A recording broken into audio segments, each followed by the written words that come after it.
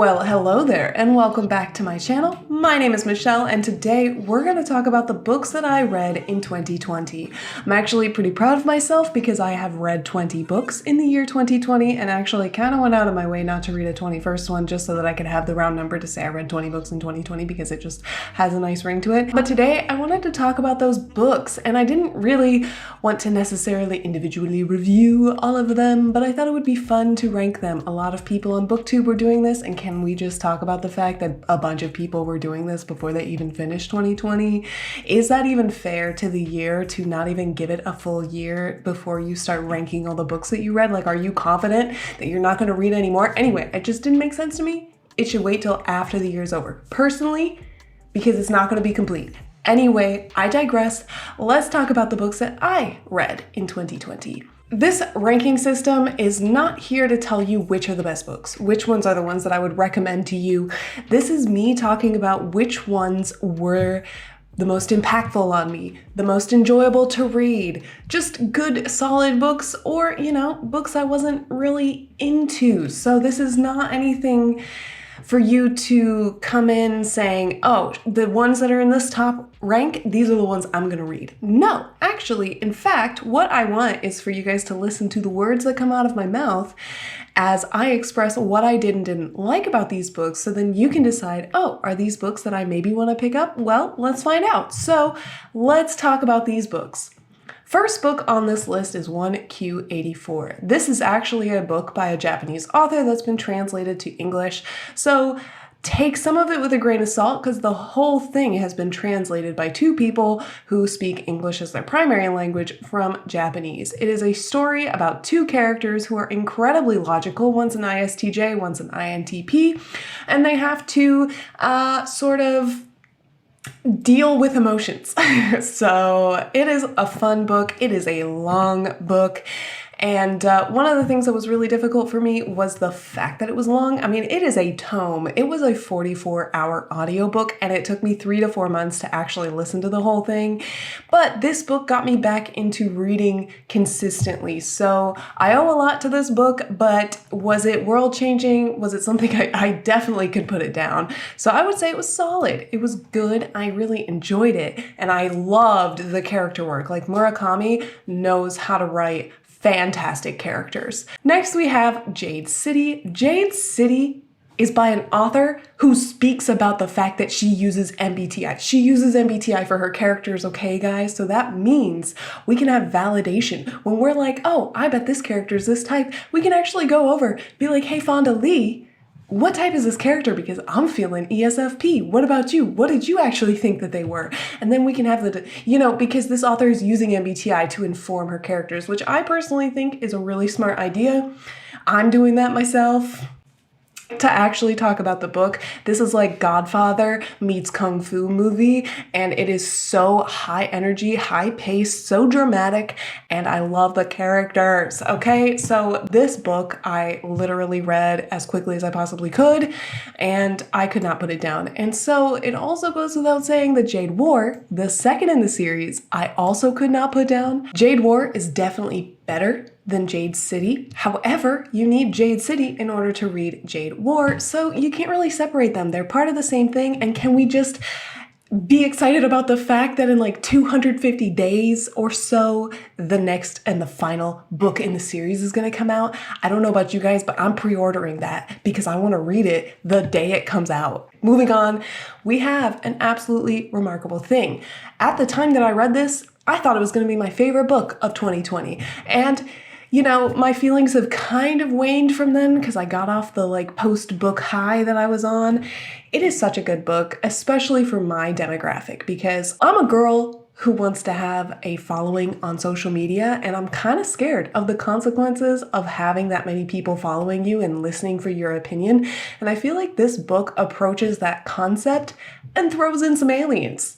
Who doesn't like that? And there is this dream stuff that goes on, which is really, really interesting. And it's a very optimistic book, despite some of the things that happen. So I I blew through this book. I loved it. It was amazing. Now that I've had time away from it, there are better books. Next, we have The Invisible Life of Addie LaRue, which for some reason I always want to say The Secret Life of Addie LaRue, like it's like The Secret Life of the American Teenager. All right, when I read this, I could not put it down. It was probably one of the fastest reads I had all year. Except I put off the last 100 pages because I didn't want the story to end, so I went through like my post-book depression before finishing it. Now that I've had some space back from it, I realize that there are some problems with the characters, but that being said, it was still a book that I could not put down and I enjoyed it, and I think that the poetic prose is just mwah, chef's kiss. Any of you guys who follow me on social media, at Heart of Michi, by the way, know that I was kind of obsessed with the idea of altered carbon for, a couple of months, partially because I watched the TV show and then I was like, okay, does the book have salvageable traits? Are the things that I dislike something that just the show did, or are they things that the book did as well?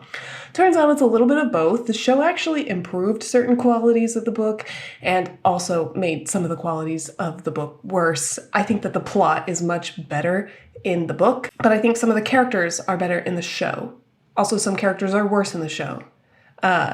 It's weird. They're like not the same thing, but they are the same thing. But my goodness, did Altered Carbon have amazing world building. Like, probably one of the best world building of any of the books that I've read. But the execution, all right, Richard Morgan, I'm speaking to you directly right now. Please, and I say this from the bottom of my heart, please never call boobs evasive globes ever again. I'm scarred.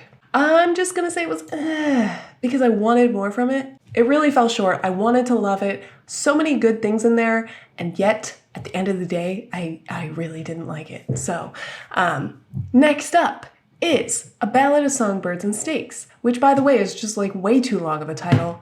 But that's besides the point.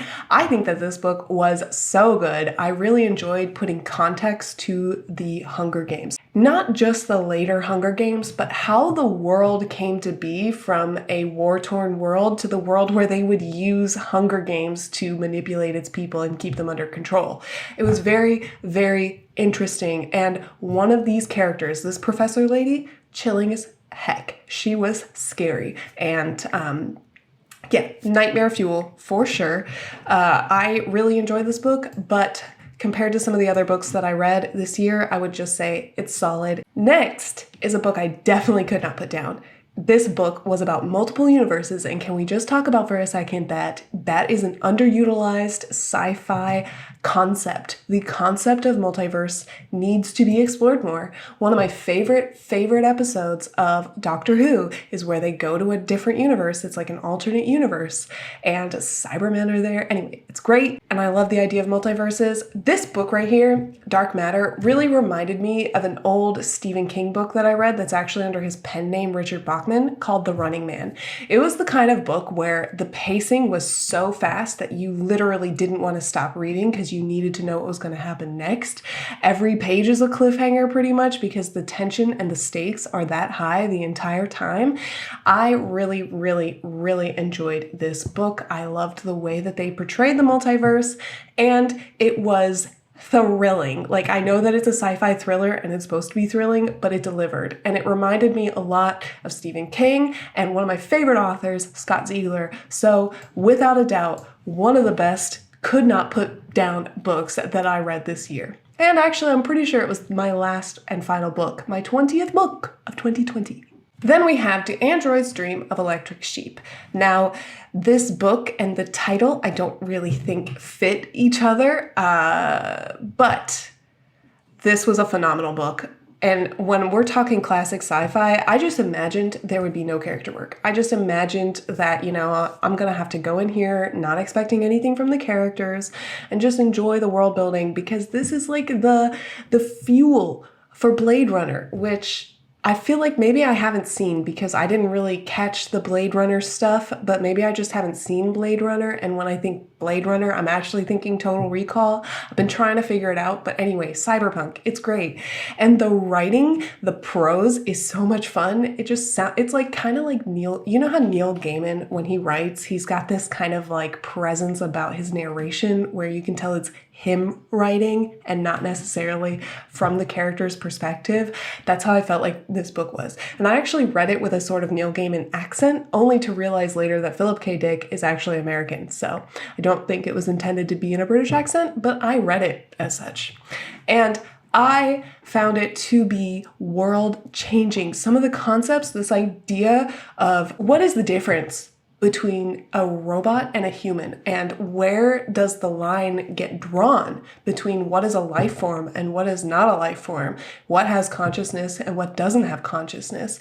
And I like the play between humans using these things called mood dialers or something like that, to androids trying to live human lives, and this like back and forth, and it's beautiful. There are some really tough moments in this book, and I loved the freaking crap out of it. Next, we have the 5th season. The 5th season is if like the entire world, the only magic was earthbending. So these people can literally move the earth and they can stop earthquakes and stuff. And what's really cool is some of the characters have like names that are based off different rocks and gems and geodes and stuff. So that's really cool. It is a story of 3 perspectives, and one of them is in second person. Now, here's the thing that people say about second person. They're like, oh, I don't like that they're trying to make me do the action, blah, blah, blah. In this book, I never took it as that. It never seemed like you was the reader. It always seemed like you was the character and she was talking to herself, trying to get herself to take action. She was out of her body. She was completely dissociated, and it was hard for her. And I think that whenever I was hearing you, I heard she. Like, even though it read you, I heard she, and it was just about the character. And the character work, great. The world, great. But it wasn't my favorite book. It took me several times to actually start reading it. And the main reason that I actually pushed for it and fully got into reading it was because one of my friends named Kyla, she recommended this so much. She pushed so hard. She was like, girl, you got to read this. We all got to read this. I want to talk about it. And I did overall enjoy it, but there were books that I loved so much more than this, so I'm going to have to put it at the top of solid because I can definitely put it down. But it was a very, very good book, and N.K. Jemisin has a very strong voice. I really, really enjoyed her narration style, and I think the writing is really, really good. I just wasn't super digging the world. It's just, I'm not as much of a fantasy reader, guys. I prefer sci-fi. I'm trying to dip my toes into fantasy, and I'll get there. We'll see. I still haven't read Sanderson, so we'll see what happens. Then we have probably my biggest disappointment of 2020, and that is A Handmaid's Tale. The Handmaid's Tale was one of those stories where I thought I was going to love it because Margaret Atwood is a prolific writer and everyone talks about her and everyone talks about The Handmaid's Tale, and I knew that there was a show about it, and I was like, all right, I'm gonna listen to it. I have super high expectations. I love the idea of reading Margaret Atwood because she's an inspiration to me as a female writer. And then I read it. I wish that I knew some things going in because it might have changed my overall experience. One of the things that I actually learned about myself while reading this was how vitally important a plot is to me. This book has very little plot. It is mostly atmospheric, and although she does a great job of building the atmosphere, the plot was just almost non-existent, and it was hard to want to keep reading. I mostly kept reading because I wanted to see if something was going to happen. And that's not to say that literally nothing happened. I mean, there are events in the book, but it's much more about the atmosphere and the feeling than it is about the story. And the main character never had a name, you know, these kinds of things. It was just like the main character is supposed to be a self-insert and you're supposed to experience this world, which is cool. I just didn't like that necessarily. To be honest, I wasn't feeling the themes of religion and feminism. It was hard to really get into. So for this, I'm gonna say, because I wanted so much more and it just didn't deliver what I was hoping. And for that I was incredibly disappointed. Another book that was a disappointment was actually The Haunting of Hill House. I'm gonna give it another try, but I ended up actually not finishing this book. The main reason that I didn't finish this book, and I didn't get very far, I only got like 15 pages in, was the writing style itself. There are literal pages after pages that don't have paragraph breaks, and the narration style wasn't very interesting, and I wasn't feeling it. I want to give it another shot because The Haunting of Hill House was my favorite Netflix show that I have probably ever seen that is produced by Netflix. I really liked it. The plot, the characters, the monologues, it's all amazing. And to get to the book and not really have a lot of the same things going on, it's very different. It's a lot more different than I was expecting. And for that reason, I didn't really get into it. I just wasn't feeling it. Then we have Like Death. Like Death by Tim Waggoner is a book that was recommended to me by my friend Brandon. Brandon is the kind of guy who really doesn't get scared very easily, and he said this book was one of the first ones that ever actually freaked him out. And I was like, yes, I want to be scared, even though I'm easily scared. And I picked it up and I tried it out, and the opening scene is a kid, like a 6-year-old kid, watching his parents get murdered, and then the main character is like this perv with an anger problem. Obviously, he's like the kid, so he's got issues, but I wasn't really enjoying the atmosphere. I want to give it another shot because I was starting to get to the point where things were getting interesting and it was starting to get a little surreal and weird things were happening. But the tone and the atmosphere were really hard for me to get around. I want to give it another shot. I probably will, but for right now, I just was not feeling it. Then, on the opposite end of the spectrum, is a book that I was feeling. I read this so quickly, I couldn't get enough of it. The world, the character. So this main character has what's called hyper-empathy, which basically makes it to where if someone gets stabbed in the stomach, she feels like she's getting stabbed in the stomach. She's very intuitive and kind of like an INFJ character. It was very interesting to read, and the world was creepishly similar to reality. I think it takes place in 2026, and to be honest, I could see that happening, except Octavia didn't know that YouTube would be a thing. Who can blame her? Because it was like the 1990s. But minus YouTube, it's almost spot on and scary, and I'm actually nervous that this is how the world's gonna be that soon in the future, especially with the way the politics are going right now. So it was kind of creepy, and the prose is the best of all the books that I read. Of all the books that I read, this prose is the best. I love Octavia Butler. I love this story. I'm gonna read the next one. I'm a little sad that the third one never got finished, but this book was world-changing. I couldn't put it down. The philosophies being portrayed. I'd never seen a character written with such a thing like hyper-empathy. There were moments when I was like bawling like a baby, and she got me deep in the soul with this book, and I think it's probably the best book that I have read this entire year. Thank you, Daniel Green, for reading it and recommending it back in like March or April. Then we have Piranesi. I had been seeing Piranesi here and there and everywhere, and I just was drawn to the title and the cover. Even though I don't really like Greek mythology all that much, I was intrigued by the cover. It's a lot more like Chronicles of Narnia than it is Greek mythology, so it was actually really cool and I really enjoyed it. The main character, I spent a whole video talking about how I wanted to protect him at all costs. He's amazing, the sweetest little INTP ever. And the story was very allegorical, very thought-provoking, very well written, and I really enjoyed it. I think I read it in like 4 hours. I just burned through it. I read the first chapter, and then as soon as I started the second chapter, I didn't put it down. I stayed up till like 1 a.m. reading it. You can ask people in the reading group that I was reading it with, which was with Michael Knipp and his book friends. We read this book for December's read-along, the buddy read. It was great, and I couldn't put it down. But where does it line with these books?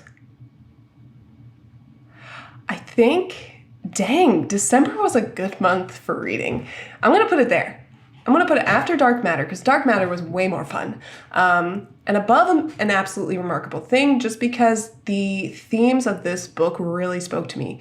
I really enjoyed it, and I feel like there's a lot to learn by analyzing this book. Then we have The Queen's Gambit, which I just had to read because I watched the show and one of my friends read the book and watched the show at the same time, and I was just curious. I really wanted to type the main character, by the way, because when I watched the show, I thought Beth Harmon was either an ISTP or an INTP. I was very convinced that she had lead TI.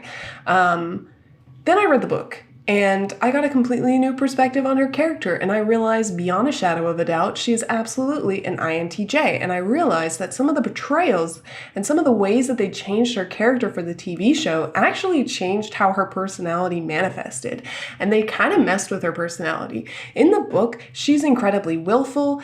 She has complete agency over all of her decisions. Literally, people cannot make her do anything. She's incredibly driven by her desire to win and to crush the competition, whereas in the show, they kind of make it seem like she just likes being smart and she likes playing chess, and it seems like it stops there. But in the book, they really hone in the idea that she needs to win. It's not about wanting to win, it is about needing to win for her. Was it my favorite book? No. Partially because of the world, partially because some of the other external characters, partially because of the pacing, but it was a really solid book, and I'm really glad that I read it, and I'm glad that I was able to realize that Beth Harmon was in fact an INTJ. Then we had Red Rising. Red Rising is often compared to Hunger Games, and I see why, because, there's teenagers playing a game where there is death involved and classes of society. Sure, I get those similarities. I definitely do. But that's about where it stops, and it becomes its own thing. And in many ways, I think that the themes are more heavy-handed in a good way and explored a little bit more fully in this story than in Hunger Games, which is something I really enjoy. I love when themes are heavily delved into and explored through the story, and I think that this book did a really great job of it. There is some female abuse happening, and that is one of its biggest criticisms. But I wouldn't say it's anywhere near George R.R. Martin level or anything crazy like that. It's mostly alluded to. You really don't even see it. I really enjoyed this. I felt like it gave me a lot to think of when I wasn't reading it. It kind of helped me adjust my philosophies a little bit and my worldview a little bit. So I would definitely say that this was a world-changing kind of book. And I actually wish that I had read this when I was younger instead of Hunger Games, to be honest. Can we just talk about for a second that Katniss is a little bit of a flat character? Okay, I'm done. I'm moving on to Red Sister. Red Sister, Daniel Green has talked about Red Sister every single day in every single video since he started reading it. And, I'm a Mark Lawrence fan. I really enjoyed the Prince of Thorns trilogy. I really liked the idea of following an antagonist and the world that it was in. Then I read this book, and this book's in a different world and completely different kind of character, different kind of setup. Same age, but completely different, and I did not feel it. I was not enjoying it. I didn't finish it. I got a chapter in. No, I got 3 chapters in, and I just didn't like the setup. I didn't like the character. It was hard to get into. I want to give it another chance because I know that it's one of Daniel's favorite books, but I just wasn't feeling it at the time. I tried, and the narrator was amazing. She had a heavy Irish accent, which made it really fun to listen to, except that the words coming out of her mouth and the story coming out was not fun to listen to. Then we have another series that Daniel Green pushes on you more than he pushes any other series. It is The Dresden Files. So I was like, all right, I'll take a chance at that. I'll take a little stab. And I read Stormfront. And I have to say, I'm probably a target demographic for this because I love gumshoe stories. I love private detective stories, especially if you're going to throw in a little supernatural on the side and you have a very sarcastic, he's very sarcastic. He does his own thing. He's a kind of ISTP kind of character. People type him as an INTJ, but he's an ISTP. And it's great. I love watching him. I love his character. I love the story. There's fairies, so Fairies, I'm in. I really enjoyed this. It was very good. It was solid. Then we have The Foundation. If I said that The Foundation was anything other than world-changing, I'd be lying. Did I enjoy reading it as a book? No. So it's a weird book for me because it's definitely in the world-changing category. Some of the philosophies and the idea of psychohistory really struck a chord with me. Watching this galactic future and how society will grow and degrade, and it's just very poignant. And it was written 50, 60 years ago. It still boggles my mind how long ago it was written and yet how poignant it is. And I want to read more Asimov. I really, really, really do. I'm going to read the rest of the trilogy eventually about them, so I'm going to read them at some point. But there's only one female character. She doesn't have a name, and she's a raging biatch, okay? If that just tells you anything about his character development, the reading experience, not that great. The thought-provoking material that is actually within the story, phenomenal. So I would say it's definitely world-changing. I would put this in the wasn't feeling it were it not for the philosophies being portrayed by the story. I probably wouldn't have finished. I've actually tried reading this before and stopped because I couldn't get into it, but I decided to really push through it because I knew that I need to read these classic sci-fi stories if I'm going to say I really love sci-fi. Then we have the original. The original is a co-written book, co-authored book by Mary Robinette Kowal and Brandon Sanderson. What I have found is that Brandon Sanderson actually didn't write pretty much any of the prose. The prose is attributed to Mary Robinette Kowal, and to be honest, I really enjoyed her writing style, and I loved the fact that it was written to be an audiobook. So they had some extra effects that were super cool, like this radio effect where you could tell you were listening to a recording, and they really knew what they were doing with the whole experience. It was like listening to a radio show from the 20s. What I really wanted from it was more exploration of the themes in and of themselves. It felt at some points kind of like cliche, partially because that kind of sci-fi is the kind that I read a lot of, so I have a little bit higher expectations for this kind of sci-fi, especially if you're going to talk about that kind of theme, which is a really interesting theme, and they kind of didn't delve into it as much as I really wanted them to. But that being said, I couldn't stop listening to it. I made a bunch of people read it so that we could talk about the ending, the ending, the ending. If you've read it, let's talk about the ending because I'm still not sure what happened exactly at the end. Anyway, this was something that I couldn't put down. Definitely enjoyed it more than The Invisible Life of Addie LaRue, but yeah, I think that's where it belongs. Then we have The Three-Body Problem. So The Three-Body Problem is about a physicist, and he kind of gets drawn into this government stuff. And I thought it was really interesting. The opening scene, though, is what I wish the whole story had been. The opening scene took place in the 60s in China, and there was extreme suppression of the scientists. And I thought we were going to have one of those 60s futuristic sci-fi worlds, which I really love, 60s sci-fi aesthetic. Like BioShock, love it. However, it didn't stay there. It went to the present day, and the main character was flat as a board. I couldn't get around him. And can we just talk about for a second, the man had a wife and child who he talked about for maybe 4 or 5 chapters and then never spoke about again. He went off to other cities and other places across the world and never talked to his wife. I don't understand. He just forgot he had a wife about a third of the way into the story, and that's just weird. And the thing is, I could put up with that if he had some agency, if he was the one making these decisions, but he was really just kind of a conduit for the plot, which I didn't really like. The game, though, that they play, top tier. If the whole book was just the game, I would have been obsessed. But it's not. We had to deal with the main character whose name I literally can't even remember because he was so unmemorable. So I'm going to say that this book had a lot of potential that it didn't live up to. And it's just a disappointment.